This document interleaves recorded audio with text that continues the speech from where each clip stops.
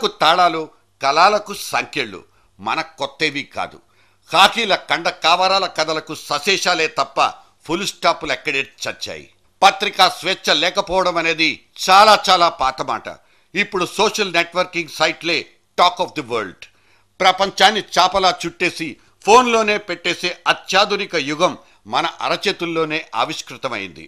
ఫేస్బుక్లు, ట్విట్టర్లు మనుషుల్ని కలుపుకుంటూ పోతుంటే వాటిలో వీర విహారం చేస్తున్న వార్తలు, వ్యాఖ్యలు సృష్టిస్తున్న సంచలనాలు అంతే హల్చల్ చేసి పారేస్తున్నాయి. కొన్ని దేశాలు వీటి ధాటికి తట్టుకోలేక కొట్టుకుపోయిన దాఖలాలు ఈ మధ్య కనిపించాయి కూడా.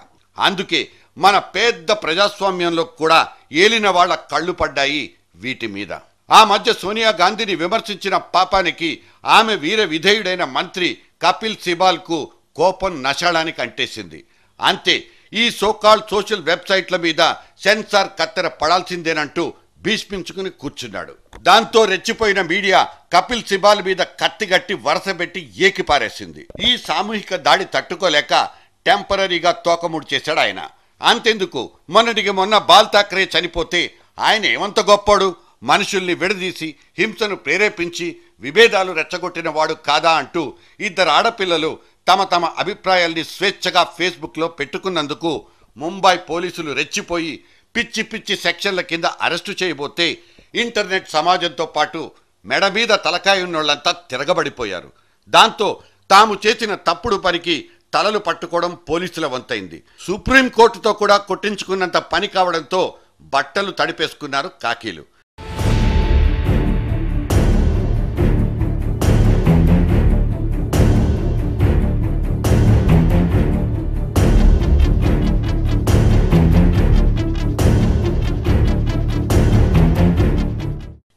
ఇవాళ జయ వింజాల్ అనే మన తెలుగు మహిళ ఓ ఎమ్మెల్యే మీద రాసినందుకు అరెస్ట్ అయిపోయింది.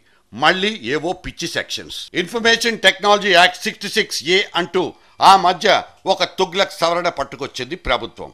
సదరు సవరణకు కోరలున్నాయి కానీ అటువంటి కోరల్ని ఎప్పుడు ఎక్కడ ఎవరి మీద ఉపయోగించాలన్న బుర్రను మాత్రం ఇవ్వలేదు పాలకులు. సరిగ్గా ఇదే సెక్షన్ ఇప్పుడు జయ వింజాల మీద కూడా పడిపోయింది.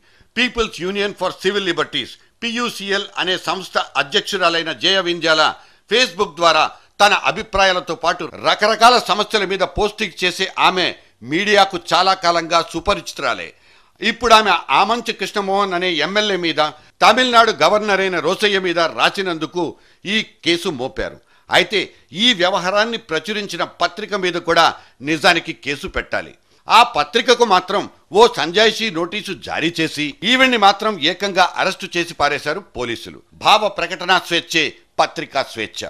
ప్రతి పౌరుడికి ఉన్న భావ ప్రకటనా స్వేచ్ఛే జర్నలిస్టులకు ఉండేది. మారుతున్న సమాజంలో సాంకేతికత పెరిగిన తర్వాత అందరికీ అందుబాటులోకి వస్తున్న మొబైల్ ఫోన్లు, వాటితో పాటు ఇంటర్నెట్ వంటి సౌకర్యాలు ప్రజలకు సమాచారాన్ని అందించే శక్తివంతమైన సాధనాలుగా మారిపోతున్నాయి.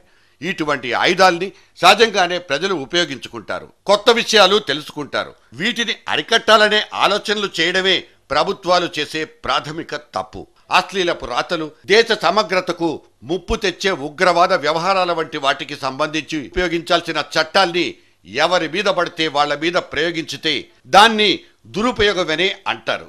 అసలు మన వాళ్ళు మన చట్టాల్ని ఎలా ఉపయోగిస్తున్నారు? Over used, misused and abused.